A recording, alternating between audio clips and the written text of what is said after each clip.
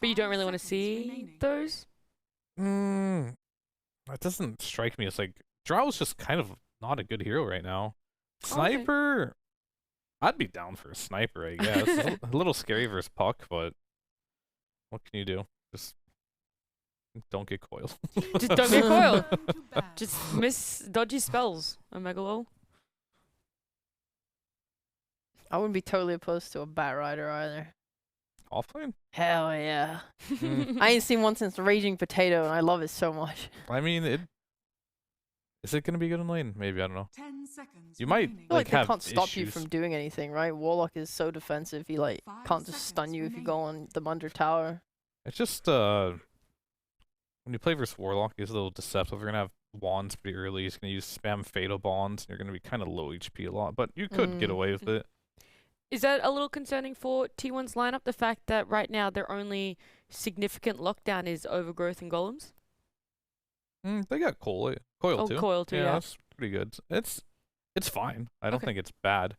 Mhm. The Overgrowth is really good. Radiant The team picked. Golem it's alright. But Coil's really good here with the Terrorblade, especially if you manage to get, like, normally when you pick Puck, you're thinking of ways, like, how can you snap the Coil? Yep. And TB's Ags can do that. It's actually an underrated combo. Mm. You do want to get that semi-early. Yeah, it's also like 10 you seconds use the remaining. coil, you force BKBs, and then you overgrowth them. So they're gonna just 5 get stunned up seconds anyway. remaining. Just Yeah, by- they end up banning the Visage here too. I thought that could be decent for them. It would create like this really big death ball. I have no idea what Cuckoo will want to play, but I guess he gets overall last pick. Now they get to decide what they want to pick here. They banned Slark and Monkey King. I really think the Darkseer would be super good in this game, but we'll see if Talon, if KP wants to play it. I mean, his Brewmaster's still in the pool too, which can also kill illusions. But are they willing to put DP on 5 or 4? What are your thoughts about DP being a support in this patch? In this patch, just the hero itself is strong laner, but once you realize you Yes. Baseless Void.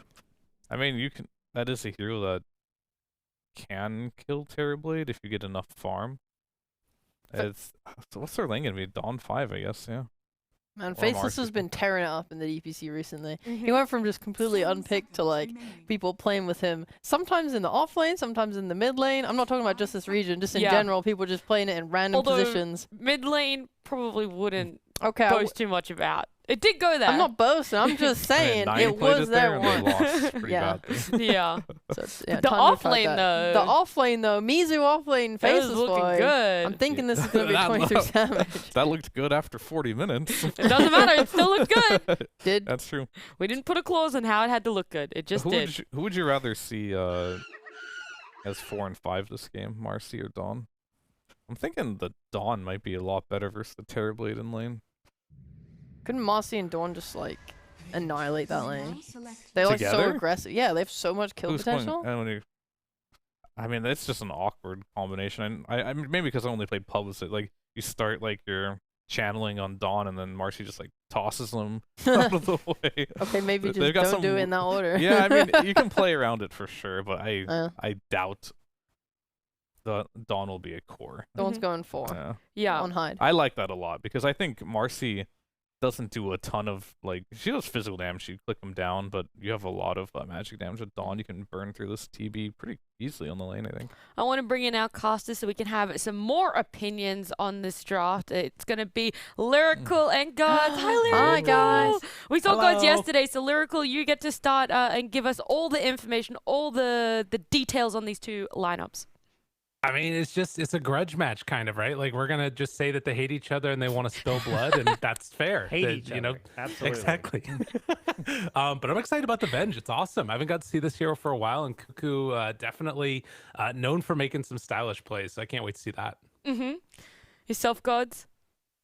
I'm in the same boat. I'm a little like, the Void I feel like is not got a whole lot of damage or synergy around the Chronosphere, so I feel like a lot of pressure to me for a Talon is on KP as well as Makoto to kind of control this game. But then yeah, T1 this Venge is, I don't know what to expect. So I'm curious to see how it fares because it's been so long since we've seen the core Venge. Yeah, I'm very excited for it. Now I'm going to ask you guys on the couch, who's going to be drawing first blood in both senses in the game, but also for game 1 between this rivalry. I think Talon will get first blood.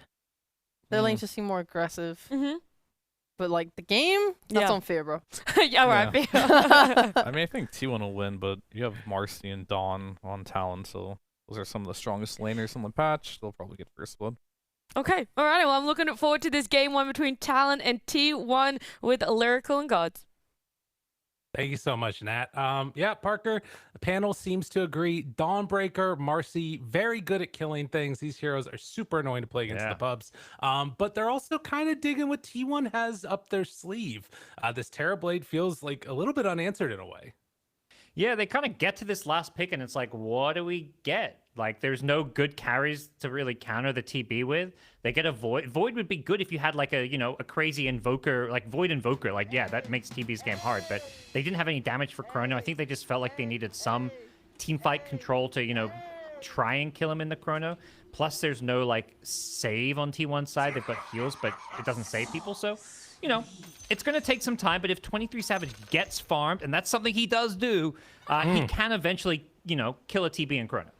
Absolutely. And we did hear in the beginning of that interview that we had as well that there Cuckoo was saying, hey, maybe I'm going to tell my team to come on over and gank 23 Savage to try and slow him down. Puck, the perfect hero that fits that mold. Cuckoo also said some other things that were really great. Yeah, he flamed. I don't want to take anything Cuckoo says seriously. He was flaming his team. Exactly. He's like, these guys kind of suck. I'm good. They're bad. Yeah, that's why he last picks his hero. He's like, I'm the real carry. I'm going to last pick my hero. I love that. Yeah, and then he takes the Venge, you know, well known as a super duper carry, but can definitely make a lot of stuff happen. And we might even have a little bit of a battle going on here over this bottom rune. We'll see if Hyde actually wants to go on in and contest this or not. Cuckoo, Zephyr, they're in the area. I think they let this one go. Yeah. Too many T1 heroes. The Treant Venge lane, to me, seems quite strong. They've got a Hedress on Treant, but I like it against the Void. Like, the Treant Punch, it's not like these bursts, like, not like you're throwing nukes that he can just time walk off. Like, a Treant Punch with some minus armor from the wave, that hurts. And yeah, you can time walk away, but it's like, you know, it's going to be persistent damage that they can do with 0 cooldown because it's just right-click. So it does feel like it's a lane where the Void is going to be in for a rough time. And so many times when these Voids have come around, it's been, like, looked really bad. It's been off the back of like a terrible laning stage. And then what do you do with this guy? You know, you got a Quelling Blade. You're going to go and try and like time lock some creeps over in the jungle. That feels real bad. So need to have a good start. And Zephyr already starting out there with the headdress and branches. Gets the first deny. Super annoying to play against. Hopefully 23 Savage will be able to find some farm for himself here because this is not going to be easy. My favorite part of the draft, though, as vanilla as it is going to be this mid matchup. Mikoto, as soon as the puck was picked, like, they just, like, I feel like Mikoto just turned to captain and was like, pick me Ember, because they first phase at Ember in response to the puck, so that's like Mikoto laying down the gauntlet. He has been so impressive on the mid lane, whereas Carl, I feel, has been a bit shaky this tour, so I'm very excited to see who gets the better of this mid lane. And it's a matchup that can go either way. A ton of skill potential. He's spamming out the wave already with Carl. And if you make one wrong move, a little bit of a misclick, suddenly things can go pretty badly. Up on the top side, though, also DP, you were talking about this in the draft while we were waiting to come onto the panel. And you're saying that this is something that KP's just like looked super solid on throughout this tournament. Yeah, it gives them this hero just to play around. Like, usually the lane itself is like a bit of a farm trade, but once you hit, you know, offlane DP, you know what you're going to get. It's this tower taker with exorcism, like around, you know, minute 10 with a siege wagon. Usually your first exorcism, you get the offlane tower. Your next, you get the mid tier 1 tower. You're playing on Radiant side, so you've got the Roshan advantage. So that's something I think Talon very much had in mind when picking Death Prophet is like, we want heroes that can take Roshan. Shaman got actually banned against them. So, you know, the Rosh taking options were limited. Right, and that was something that they used to great effect in their series earlier last week as well. As up top lane, Gabby going to take a couple of punches there. The reflection for the turnaround and get some pretty good damage. Still hanging on to the Fairy Fire. Gabby will be able to walk that one off, no problem. But yeah, a little bit of danger already in the early goings up top. Yeah, Death Prophet not getting that much CS. Actually, only the 7 last hits. TB with 10-6, but... down bottom, yeah, Talon also struggling on the Void. So the 2 side lanes for Talon not farming all too well. This is kind of how I expected bottom lane to go. I think that Treant Venge just have so much right-clicking power, and Treant makes it hard to get those last hits. But top lane Q, he's Oh my committing on God. Whitemon. And down low, Q barely able to walk out of there, has the salve, and will be able to make the escape. So super close to first blood, but nothing gained.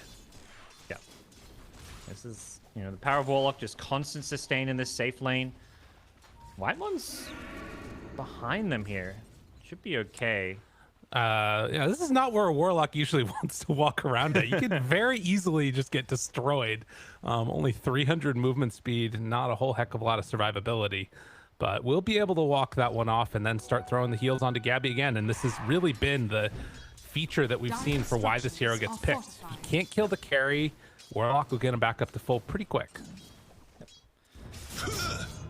Nothing much they can do against Gabby until they get some more levels here. And until, you know, the mid laners start making their moves, which is not going to happen until at least level 6, and usually not even level 6, but you want some power runes. You want to get to that point where you can rotate with a power rune, give the support the mid lane, and then make your play as either an Ember or a Puck. And one of the things is the Ember going for this Flame Guard Slight build is not going to have the Searing Chains to make those rotations as easily. I mean, he can Slight spam and get kills, but it's just not quite as effective. Look at this play by this. Carl. Yeah. That was nice. Now gets the double rune. Very nifty. Yeah, we see this every now and then, and whenever it happens, it's like, it's a bit of an outplay. Yeah. Especially for a matchup which is Ember favored to get the double rune there. Because the issue is, Puck just gets out-harassed with the Sleight of Fist spam, particularly with the Blightstone. Oh, Gabby forces a TP out from Q there top. But yeah, so getting double rune kind of salvages this lane a bit for Carl. He's still getting bullied. He may just have to make a base trip. I think he's going to farm this lane and just walk home. At least he's considering. Yeah. Carl, yeah, he has to walk home, surely. He's thinking about surprised trying to he's- steal these creeps. I mean, this is ultimate greed right here. He has wand charges where he could throw an orb, but it is deadly to stick around right now. What's coming out? He's got a salve? No, he's got a chainmail. Is that his, I guess? Carl. Well, they glyph there for a moment and actually going to jaunt to the far side. So now he doesn't even have a TP or anything. He's going to have to make the run for the bounty rune. Maybe that's why he didn't walk home. I don't know. Oh, he's trying to... Oh, that's a dire scan. Oh, he's got... Okay, so it's got the bounty rune. Yeah. Oh, he used his TP to get the double rune. I Yeah. guess that's the cost of it. Top lane Q, gonna get the kill on Whitemon. So there's first blood, but... You know, first blood obviously impactful. And some aggression down bottom as well. Can they finish him off? Doesn't look like it. They're going to be able to walk this one away. But yeah, like you talk about, the cost of using that TP for the double rune means that he kind of gets forced to stay in this lane. He's still doing okay, because this is Ember Zephyr? favorite, and there's... Down bottom. It's brought down by 23 Savage. So the lane, after some levels, starting to look a little bit better for Talon here. Oh, Puck gonna TP bottom. He got the bottle refill mid from the Warlock, who's gonna take over the lane, and Puck is going for an early rotation. Coil tries to dodge There's the away. game. It's going to happen. Cuckoo He made the called call. for it. He's like, he told him. He warned... 23 Savage should have watched the interview. He's like, I'm coming for you, 23 Savage. We're gonna get you this game. They knew. They knew what was happening. Former carry, playing with the team. Make sure that they show him down whenever possible. But they do bring multiple heroes mid now. like it. 3 heroes mid for Talon, and they're going to try and get a good chunk of damage onto this tower. Great rotation. They have got the Siege Wagon. Puck can't TP back. He has to walk back to lane. They may come close to bringing this down. But maybe just not quite enough damage here. They're not going to want to tank with heroes. I mean, Hyde is hanging out for a little bit longer. Yeah, and that it looks like finally they are going to get the catapult done. Makoto's still behind the tower. It's still... Usually this tower doesn't drop until, like, second Exorcism. Like, first one takes top tower, second takes mid. With that said, KP's lane is going pretty poorly. So they haven't actually pushed Gabby out of this lane at all. So Makoto's rotating top, which is, I think, what needs to happen. Remnant in. Can they get him? Yes. They bring in one hero and get the kill, and KP living on that super low HP as well. That was such a key rotation. Like, the fact Gabby was still in this lane at 7 minutes was a bit of a surprise to me, even though the lane started really well. I just think that threat of a spirit rotation should always usually mean it by 7 minutes, the carry should be in the jungle, because he can't stay in lane against a mobile mid hero with runes and whatnot. So I think Gabby maybe stays a bit long. He's going to TP back in, maybe just knowing that some of these cooldowns are up. Ember's back mid, but it's definitely a risky lane, I think, for Gabby to stick around in. And I mean, this is the other problem, kind of, is that like we were talking about how you were supposed to be able to like have a decent time up top here potentially, that the lane against the Faceless Void was supposed to go well. Now you look at the top cores, and both of the side lanes for Talon are actually looking fairly decent, and it's the Terrorblade that's really, you know, maybe going to struggle here if they keep bringing heroes multiple times to him. Mightwan will drop down a ward back behind the tree line, and KP, he's just going to run on in. Yeah. Do they know he's here? Oh, he's TPing out. Yeah, it doesn't look like They don't find him. Yeah, this is the, you know, typical Death Prophet stuff. Just maybe, I mean, it's happening about when you would expect. And the key thing is Ember just got a rune. He got a double damage rune. It was the 50-50 rune split. Carl went bottom, he went top, and a double damage on Ember with level 4 Slight and a Blightstone. That hurts. Nobody's defending this top tier 1 tower. They're going to throw the living armor. That'll delay it, but if anything, you're looking for a trade here, and or a kill on Savage. Savage should not be able to get away farming alone down bottom at this point. Well, and actually, KP runs now out of the Exorcism. So they used the living armor, they used Exo, and they aren't still taking the tower yet. It looks like they are going to finally finish as Makoto does pop that DD for it.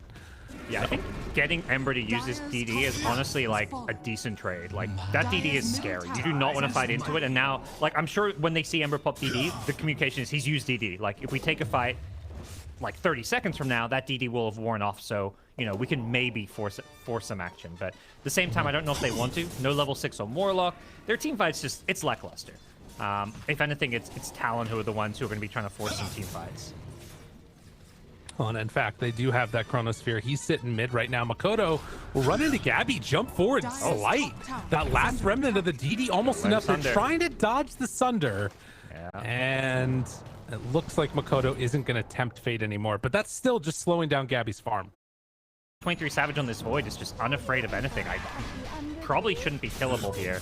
Although they do have a silence on Puck into a stun. Have I jinxed it? Close. In trouble. Okay. Jumps out afterwards. They got the Dawnbreaker going in for the ulti hide right on top of Cuckoo. Cuckoo's dead. And now, with some extra pressure onto this tier 1 mid, I mean, that's the thing. You invest so much into Zephyr with this Leech Seed, and it means that you're losing a lot of value keeping these towers alive. Yep. And that all happens because of that coil. Like, the only reason 23 Savage can position there is because coil is down. A Puck, that was a level 3 silence zone magic missile. That's, you know, it was a good chunk of damage, got him down to like 200 health, but they just didn't have that follow-up lockdown or disable. They needed the Dream Coil, or they needed a Warlock level 6. Like, the supports are a bit under-leveled.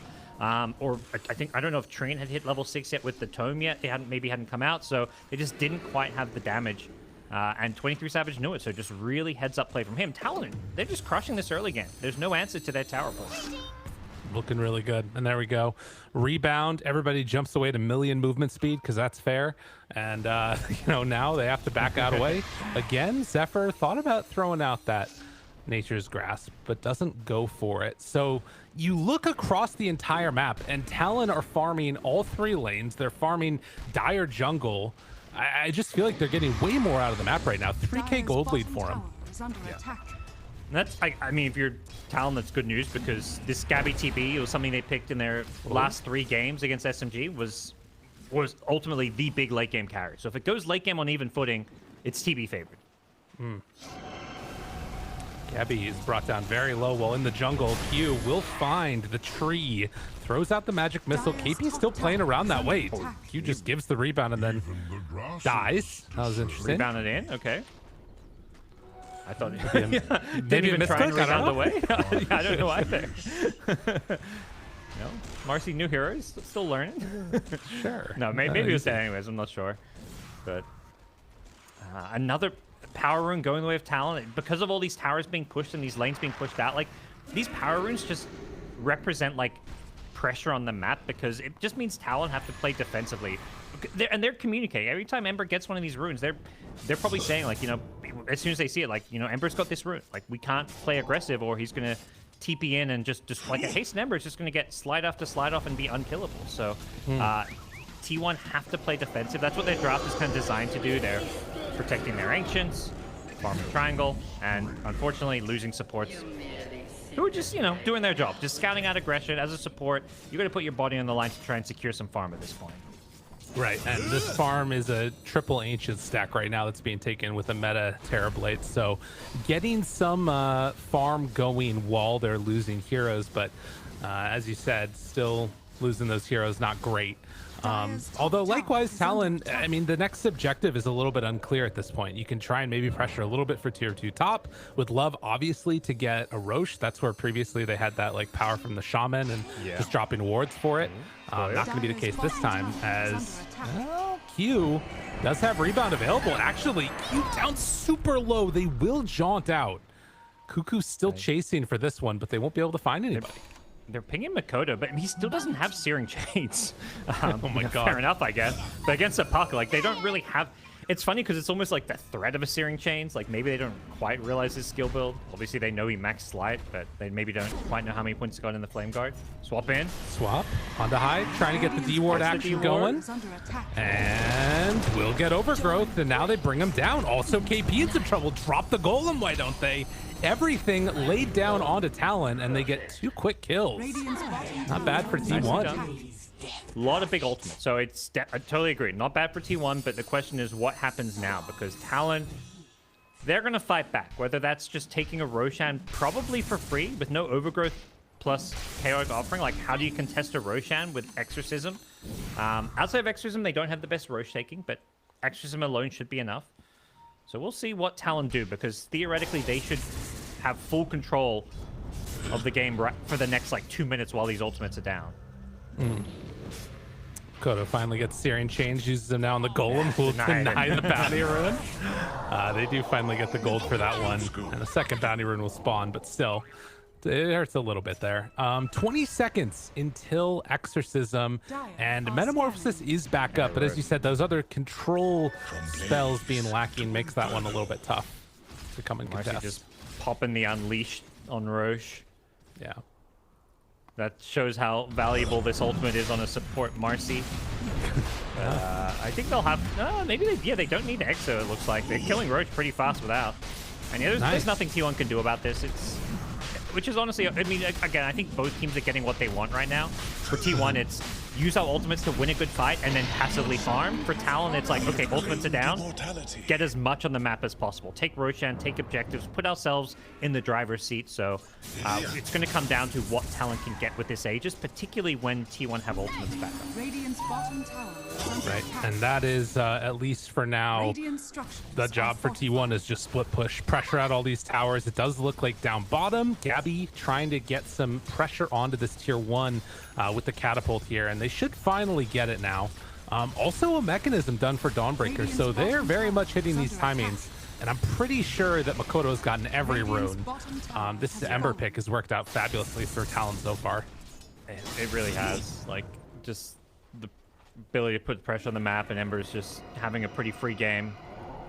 I'm curious. I love the mech pickup because it does feel like T1's way into this game is the big team fight, like the Overgrowth, the Warlock Rock, the Puck, and the way to play into that is just having, like, you know, mechs, pipes, Wraith packs. So Hyde going for a mech to me, yeah, makes a ton of sense when you're up against this big AoE team fight.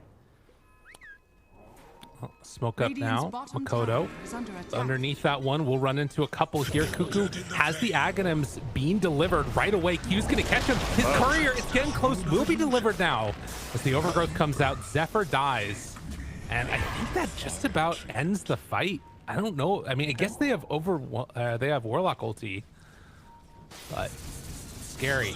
Hard to fight into this. Yeah. Yeah, the big thing with Vengeaxe to me is always don't commit too much to kill Venge. Like, Venge with buyback, it's like you've got 4 lives.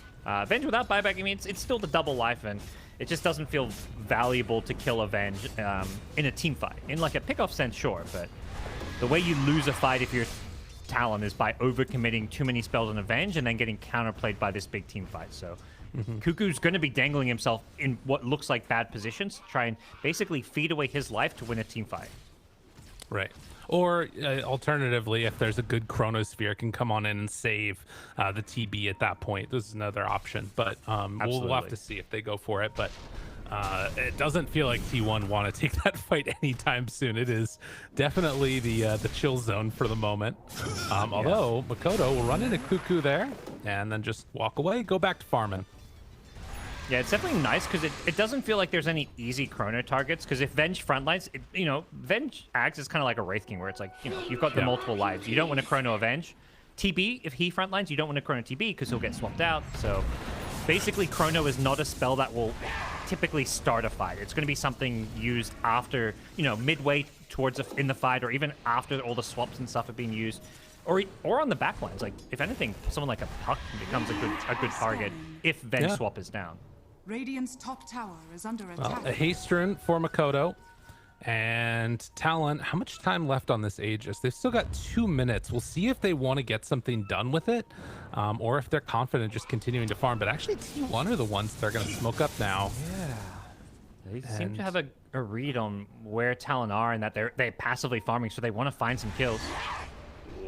Out of They swap won't be able range. to quite catch him there. Just barely away.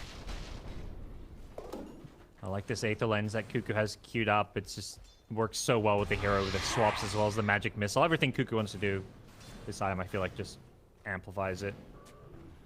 Yeah. Shard eventually as well, if that's an opportunity for him, if he wants to go for that one. I like Be it. really good.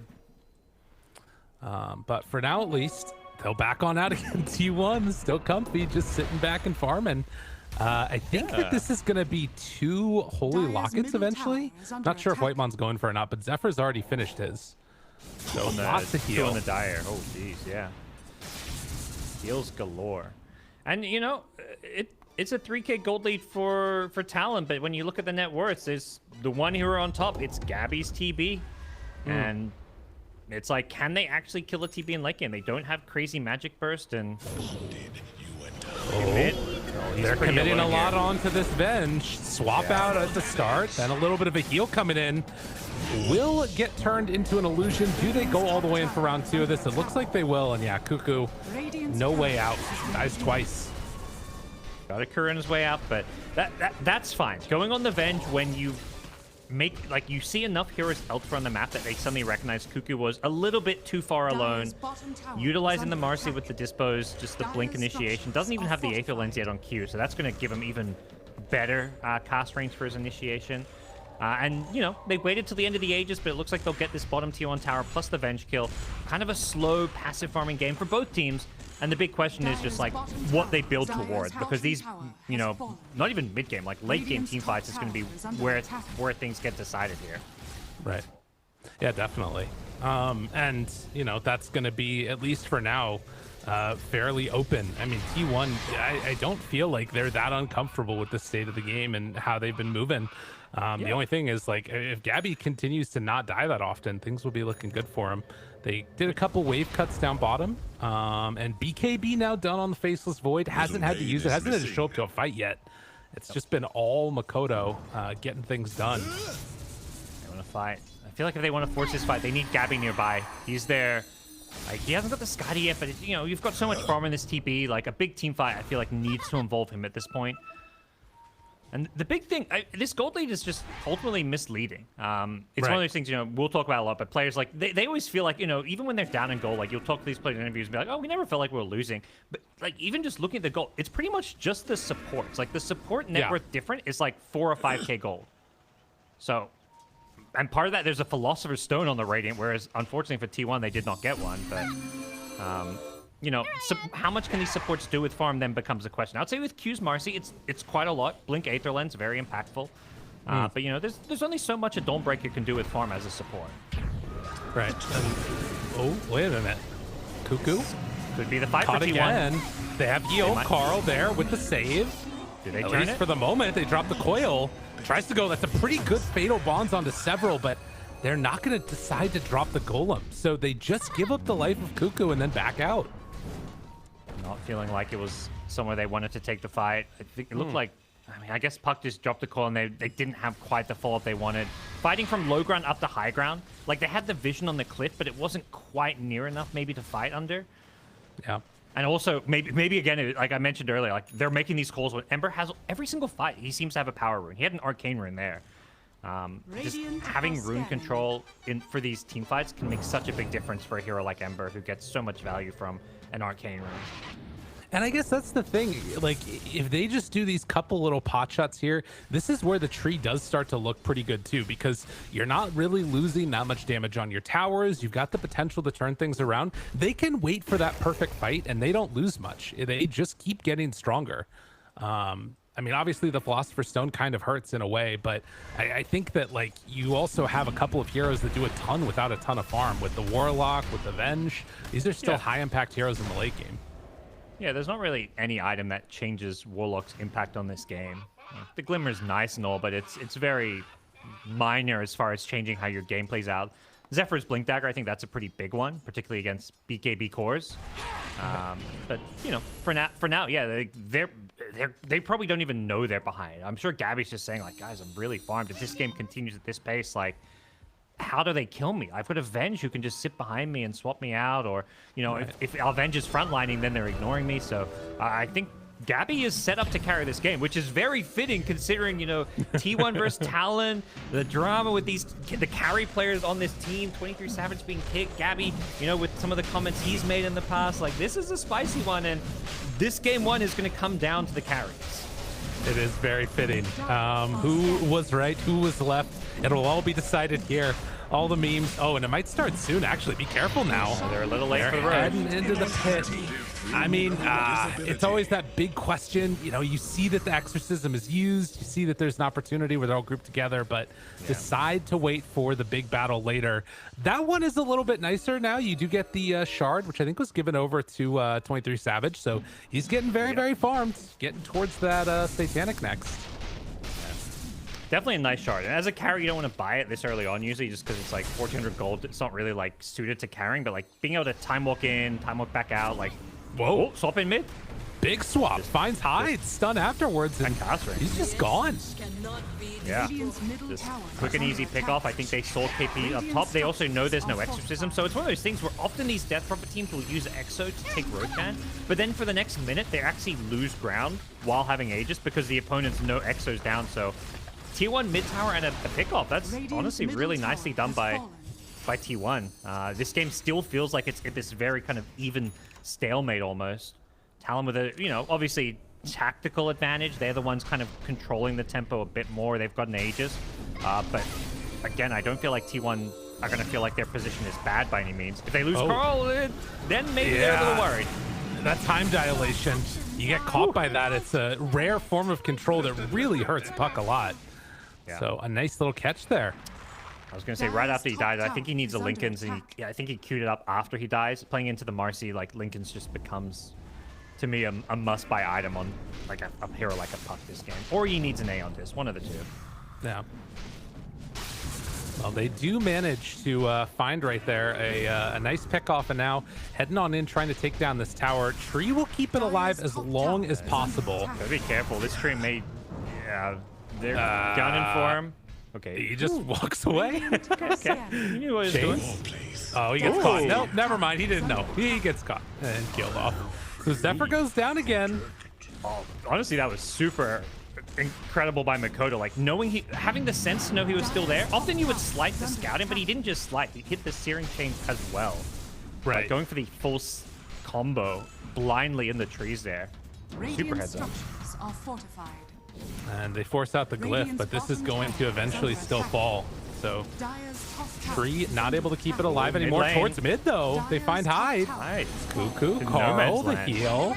Trying to keep him alive and dodge out of this one, but eventually breaks the coil. And can they find a pick off? That doesn't look like it. Yeah, they saw Ember go bottom, but yeah, obviously the assumption is, he did leave a Fire Remnant behind, but Makoto a bit low on mana. He needs a rune or something here, it looks like. It just isn't available to him. So nice find by T1. This is the big thing they have to do when Aegis is up, is just keep sending these TB illusions bottom, force rotations bottom. Like, yeah, Ember's a decent hero to deal with the split push because you can always remnant back in, but you just gotta, you know, keep Ember honest, keep the pressure up on the map, and just try and, you know, it's kind of like turtling it up a little bit, but you can't turtle in your base. You need to actually be aggressive by, you know, pushing out both bottom and mid lane. Radiant's bottom Right. tower is Well, under and we are attack. starting to see maybe a little bit of a problem here. You know, as much as we're talking about how good this looks for Gabby in the late game, Carl is definitely falling behind slightly. His other opponent in Makoto, who is starting to build up a little bit of advantage, already has the Lincoln Sphere. Cuckoo, they break the Lincolns right there. Going to commit everything now on to this Venge. Carl looks for a turnaround. Second round, couple bashes, tries to throw out the stun, is going to connect, and now jumping back and forth. Cuckoo will manage to stay alive. Coil afterwards, connecting now, trying to bring down 23 Savage. Is he going to get away? No. So that is Aegis down. Do they have round 2 of this, though? Gabby going to stand right on top, wants chase, but it's a little bit dangerous, and without another coil, I don't think T1 have enough control. Yeah, they don't have the blink on tree. I think if they have the blink on tree, they can maybe go on 23 Savage there, because if they force his BKB, then they blink Overgrowth and TP kills him, but this blink on tree, it's just about to come up. And he did end up getting the Philosopher's Stone, so Treant has one as well now. I think they just got it a little bit later, so that's a very big item, but before we can get there, Talon, they've smoked up. They've got all their ultimates other than the Solar Garden, and they want to force a Dyer's fight middle here. tower is under But attack. Gabby, good map awareness. Yeah, scans also, and they saw that that was coming their direction. Bought Cuckoo mid, but no follow-up. Marcy just with a blink disposed, but the rest of the team did not want to commit that deep. Yeah, they were going over for the Terrorblade illusions, I guess, but Radiant's no such bottom luck. tower is So under attack. again, another round of Aegis, but not really any objectives taken. They took that top tier 2 tower, and that does open up the ability to come on in and take outposts. That's going to be something to watch for. Makoto, Whitemon, he's invis there, gets found, rooted, wants to jump away, and the pull off to the side. Cuckoo swaps him out afterwards. They got Chaotic Offering, but he needs to wait for the silence to wear off. Cuckoo, low, in some trouble, and getting healed back up, barely living through it, jump in, and there's the dispose. Round 2, the stun is there. They had to go all in for that one. BKB out from Gabby, and now the Chaotic Offering. Where's the follow-up? They don't have Metamorphosis, so it just has to go toe-to-toe, and the Chrono's right on top of them. Overgrowth afterwards, looking for Zephyr. They walk back into the Chrono after that one. Double kill for Savage. Cuckoo now has to run in the illusion form. No buyback, means he can't get into this fight. Talon, they're just looking too strong. Coil? Oh, Coil, where's the follow-up? I don't think they've got any. No, not at all. Carl does not have nearly enough damage. Yeah, And just rooted? Oh my god, jumps in. And he's low. Yule Scepter. Dyer's middle get He to needs the to run dilation. away. Dyer's middle Yeah. tower. We've talked a lot about, like, T1 taking these fights and really, you know, playing well when Chrono and Exorcism were down. That's exactly what Talon just did. The big ultimate that isn't an ultimate is Metamorphosis, and Gabby without meta there just couldn't really dish out damage.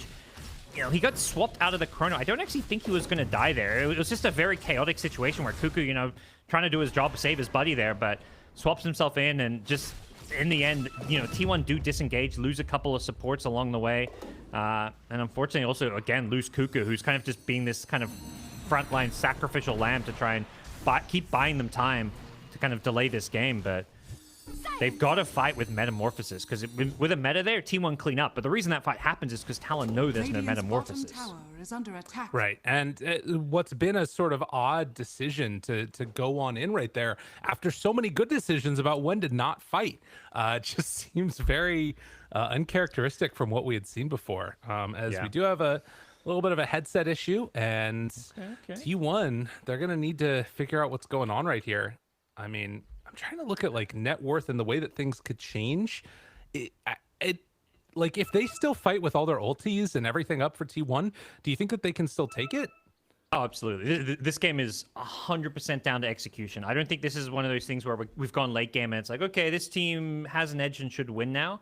I think the execution is easier for the side of Talon, just because, you know, spells like Chrono, what Ember brings to the table, Death Prophet can force objectives, like, and they have full roach control. So Talon's execution is easier, whereas T1 have to use a lot more finesse with the way they utilize the swap. You know, there's some cute plays they can make with like Coil into swap to break it. The Treant with the Blink Overgrowth as a BKB counter. So, you know, it's definitely possible for T1. Just they've got to be really clean with their teamfight execution, which is something they're known for. T1, when it came to like, they're getting results at TI and stuff, they were all about playing the 50, 60-minute late games, farming it up, Cuckoo playing greedy offlaners. So late game dotage is usually the T1 specialty. Well, they're going to need to pull out some of that magic again in this one. And on the side of Talon, I mean, I guess the other thing that they have to be careful about is that you have one bad fight and it can all turn back around. And usually this third Roche is where some of that stuff can start to happen. You lose a fight leading into it, then suddenly you get a lucky Aghanim Scepter spawn. It can all start looking really bad really quickly. Yeah, I think the big thing for them is just keeping it clean, not forcing a Roche when they don't need to. And so far, that's exactly what we've seen. Like 23 Savage as well as Mikoto have both played flawless games. Like there's been one death between the two, and that was a Void dying because Puck at level 6 TP'd bottom, like in a very unexpected gank, which like it's not even 23 Savage's fault he dies there. So the fact honestly, Mikoto's one of these players, like he'll have in the past, he's been known for, winning his lane and being too aggressive and, maybe throwing the game a bit. We have not seen that at all. His Ember has been flawless so far. Well, it does look like we have all players back into the game and getting ready to go underway yet again. A game that has been characterized by dodged fights and Talon staying in the driver's seat. Yeah. And then finally get a couple of really good ones based off of some strange stuff going on from T1. And now we'll see where they end up going from here. But complete and total vision control into the favor of Talon. I think there's only one ward on the map right now for T1, and it's like barely into their triangle. So these next couple of minutes could start to look a little bit rough here. Yeah. Definitely feels like you can really feel the tension with the way these two teams are playing this game. Gabby Radiant's bottom manages tower to has take fallen. the bottom tier 2 tower after big ultis are on cooldown, pressuring out the map, and T1 will retake this side of it. It's nice. And get this outpost and really play around this bottom lane effectively now. Yeah, as they've been doing. They see hide here. Swap in. Long range, and in some trouble. Gabby doesn't want to pop Metamorphosis, won't need to, and actually, all right, we're talking about all these things that are going great for Let's Talon. go. Suddenly, they're up on their high ground.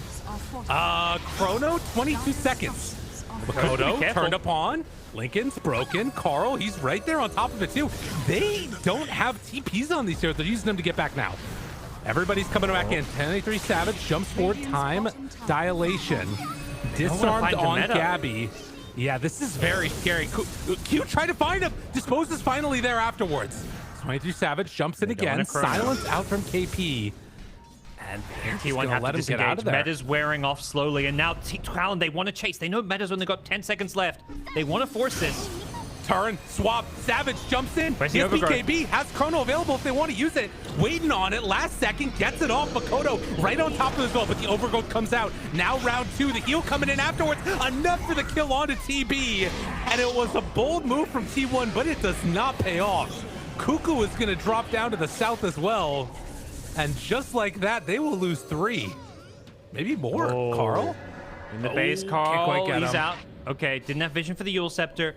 Great chase from Talon, just forcing the issue there. And I think T1 knew they're chasing him. We can't outrun them. A hero like Void will just keep chasing you down. So T1 got forced to basically, at some point, they're like, we just got to fight. We got to try go in this Void and kill him there. And I think he kind of got swapped in, and they were very late maybe on the overgrowth. It looked like Zephyr just couldn't get his blink overgrowth off in time to maybe help out against the Void, and that really cost them. The big issue is the Void doesn't just have BKB, so he pops BKB, but he still has the Satanic as an additional dispel as well, so it just makes it so hard. Yeah, the popping Satanic for that. And I guess that's maybe part of the reason that 23 Savage was waiting for a little bit to pop the Chrono so we could at least get some value out of the Satanic too. All in all, just a really solid fight from Talon. And, while we've been saying that, T1 are definitely still in it, Talon have not looked back once. They have continued to control this game, albeit being close earlier. Now it is pretty handedly in their favor, at least for the moment, but can't relax too much. Although Roche is back up again. We'll see if they try and take that right away. Yeah.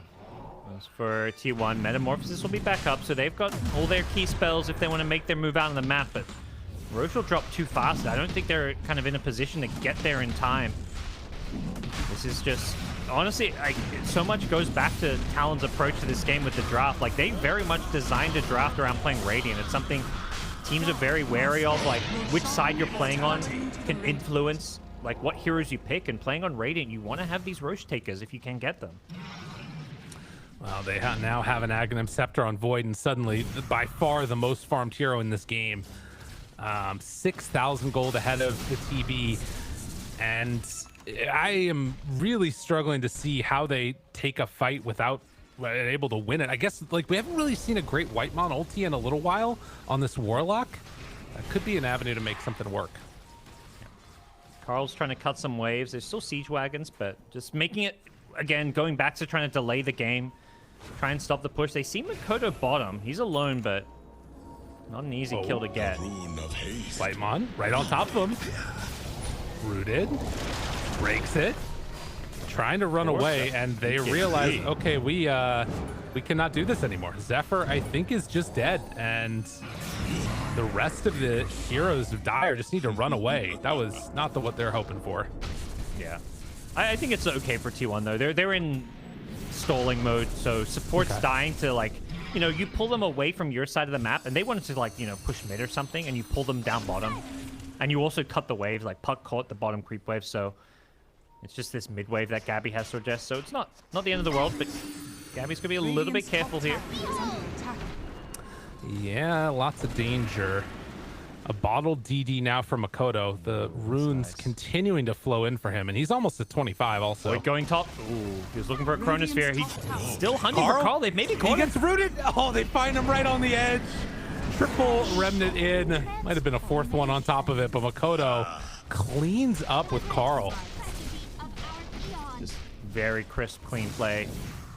Makoto just making sure they get those catches. Even down bottom where he pops the BKB out of overgrowth, he remnanted away because he doesn't know where the backup is, and once his BKB's wearing off, he doesn't want to die. So not overextending. Talon really playing things very much with a lot of discipline here. It feels like T1 on the back foot. They're in full high ground defense mode, and definitely an area where they can shine. You know, you can make it hard to push the towers with the living armor. You've got some big team fights to fall behind too. It's just this Aegis that makes it really hard to go on Savage. Savage goes in right away. They already popped Metamorphosis, trying to find an avenue to go into this one. KP down low, going to die. 23 Savage now still standing right on top of him. Goes in for more, trying to take down Gabby. Has Sunder available, but the BKB comes out in time. Swap out afterwards, but it's not enough. And he gets pulled, he gets controlled, and he gets killed. 4 dead. 24,000 gold lead, and Talon look to take game number 1 if nothing changes significantly in the next little bit. They got a creep wave. Carl can't cut anymore. What a fight. Like the swap out, but Marcy was there. Honestly, it felt like Q was just waiting for that blink dispose just to make sure that there was not a chance for him to get that Sunder off. And it's really been the story of these team fights is, can he get a good Sunder off? And you know, you don't just want to Sunder your teammate or an enemy support. You want to find that core. Carl, he's still dilated. And no way out. He can't get out of there, surely. Dilated for a couple more seconds, trying to get out of there. They don't know which direction he blinked. He blinked out to the south. All right, Carl. Staying in it. I mean, this might not be the end of the game. 30 seconds until Terrorblade. Are they even going to get... They may get 2 lanes? I don't even know if they get a second lane. 4 heroes will be alive. We'll see if they force top with the Aegis. It looks like they do want to do so. Void has a cheese, maybe just to get some mana back if he wants it for the Chronosphere. Yeah, it could be a good thing. They also have Holy Locket. They can give him the charges of it if they need to. But it looks like for now, they're sticking around. 5 seconds until TB stun. Trying to slow this. Dispose comes out. Jump forward. Cuckoo. They're dropping a lot of damage into him, and well, a second round of stun, but I don't know if it's going to matter. Metamorphosis is still on cooldown for 30 seconds. Swap, but they were able to get the swap off anyways. Yeah. I think in some ways, like, this is the ultimate issue you often see with... Oh my god! Carl. He just catches him! Oh, Remnant's in, slide of fist, dead for 2 minutes. No buyback. The 23 Savage show, that's a couple times now. He's caught this puck, and yeah, without a buyback, things could be in for some T1 doom and despair here. No Aegis in 5 seconds, but even so, like they're 3 versus 5. They've got the Carrick offering in 20, but it's all in on Gabby, and I like there's only so much he can do. It's not about like him needing to do something good. It's like, what can he do when he's just being kited and played around? Swap in KP, not bad, but not enough. And now goes for the stun, hits onto the Cuckoo illusion. About to come back to life in a second, but it's trouble. Not going to happen. He's under. 23 Savage does not quite have enough. Still jumps in for more. Dispose the punches. Zephyr is dead. GG is going to be called. Talon, keep it looking pretty here in Division 1. Yeah. Anytime they go in the Gabby TB and he would get low, that's when they would basically bring out all the stuns and control. It felt like they would only go in the TB when they knew they had like a Marcy Dispose as well as other stuns to stop Sunder coming out. Like not a single team fight did we see that clutch Sunder into, you know, TB carrying a fight. It just wasn't there. And man, what a big win for Talon. 23 Savage is certainly going to be very pleased with his performance. I mean, as the whole of Talon, it was just, you know, it was clean. It looked really good. Yeah, and I think that like it's worth thinking about the journey that this org has taken. A couple of these players have taken, starting in Div 1 or starting to Div 2 in Season 1, the Tour 1 of it, and now finally getting an opportunity here to potentially go to a major after 3 tours of practice and, you know, switching up the teams. They're looking very, very solid, and it's not out of the realm of possibility that this team could still get TI off of points. It depends on the results here, depends on the results if they can get there to the major. But so far in game number 1, looking solid. They're hoping for an easy 2-0. Do you think that they have it in them to pull that out here? I think T1's still got a bit of fight left in them, but Okay. I mean, they have it. They definitely show in game 1, like coming with great strats prepared, flawless play. But you know, I wouldn't definitely. You cannot count T1 out. I think they're gonna have something prepared for game number 2. All right, well, we'll see what that is in just a couple. Gonna do a quick break. When we get back, the panel's gonna break down all the action. See you then.